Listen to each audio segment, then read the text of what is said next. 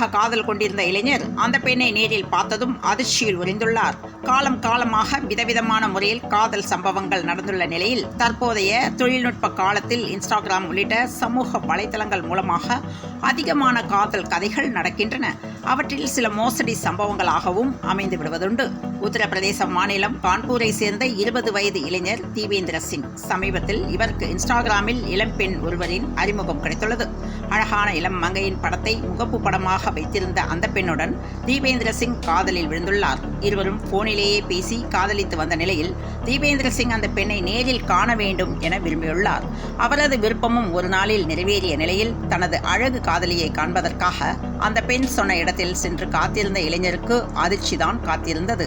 அங்கு 45 வயது தாண்டிய பெண்மணி ஒருவர் வந்து தீபேந்திர சிங்கிடம், நான் தான் இன்ஸ்டாவில் பேசிய இளம் பெண் என்று கூறியுள்ளார்.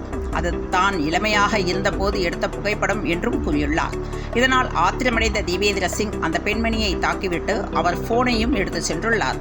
இதுகுறித்து பெண்மணி போலீசில் அளித்த புகாரின் பேரில் தீபேந்திர சிங் கைது செய்யப்பட்டுள்ளார்.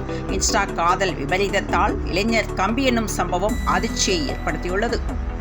தொடர்ந்து இணைந்திருங்கள் பிரபாஸ் கதவம் செய்திகளுடன். மீண்டும் மற்றொரு செய்தியில் சந்திப்போம். வணக்கம்.